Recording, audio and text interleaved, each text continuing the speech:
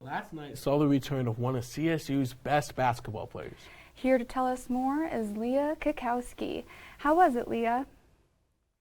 Well, Madison, it was great. And if you were a fan at any of the sold-out crowds last year, you probably not only recognized David Roddy on the court, but also perhaps a certain point guard who had a knack for the basket. And if you just realized this last year, well, you're a bandwagon, because senior Isaiah Stevens has started in literally all of his 91 collegiate games with the Rams. And to say he's an impactful player would be an understatement, as he's an absolute stud at the point, directing the offense, showing off incredible ball handling skills, and demonstrating a beautiful touch. However, after a foot injury he suffered during practice in mid-October, the alarm bells started ringing for a Stevenless preseason. Well, fear no more, because we finally got to see his play last night. Though it wasn't anything extraordinary against Loyola Marymount, he still contributed in a big way, going 5 for 11 with 13 points and 4 assists. And for a guy that was expected to be out much longer, I'll take his 19 minutes of action as a very good sign. In the end, CSU won handily 87-71, advancing to 6-2 on the young season. And the prospects of Ram basketball just became much brighter. That's all I have for you right now, but be sure to stick around for more sporting news later in the show. Madison and JJ, back to you.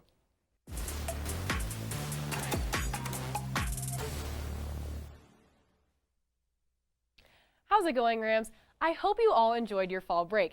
I am so happy to be back in the studio for tonight's edition of Cack's Closeout. And guess what? We'll continue from earlier with more hoops action. And well, it's UNC week. That's Northern Colorado, not Chapel Hill. All that and more on Cack's Closeout, which starts right now.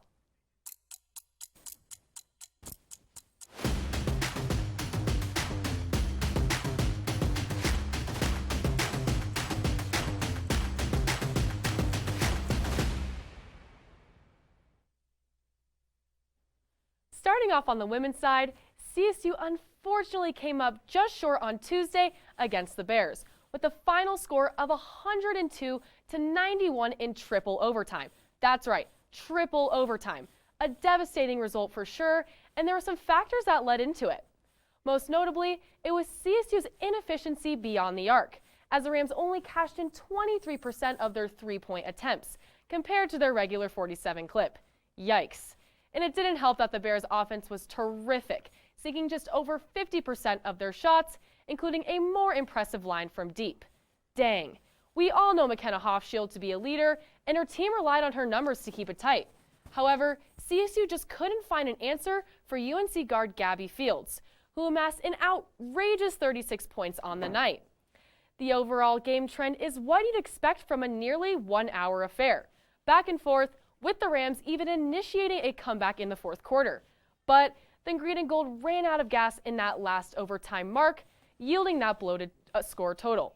The Rams now dropped to 4-3, but no need to panic, keeping in mind that this was their third appearance in just 5 days, so low energy was to be expected.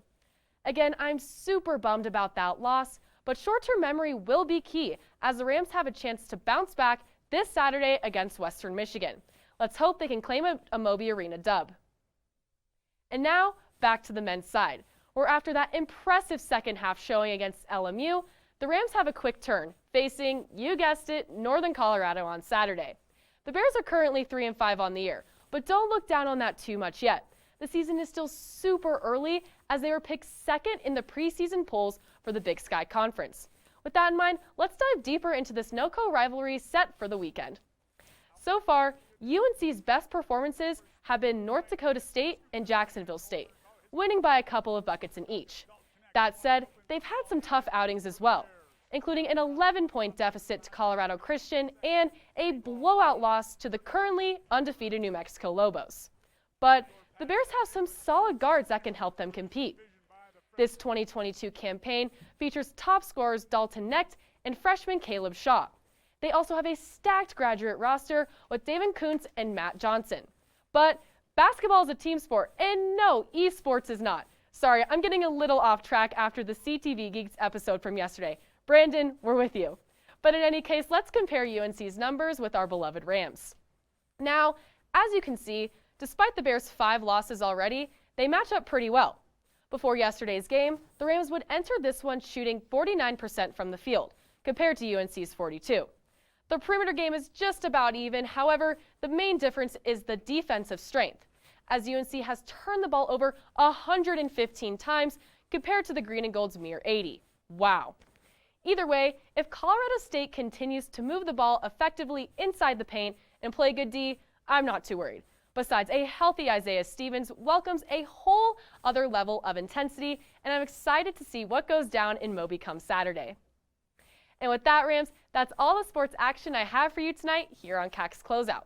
Be sure to tune in on Tuesday for the last CTV short sports show of the semester, and don't go away just yet. We have one more story for you all that is sure to stuff you with all positivity. Tune in after the break for more.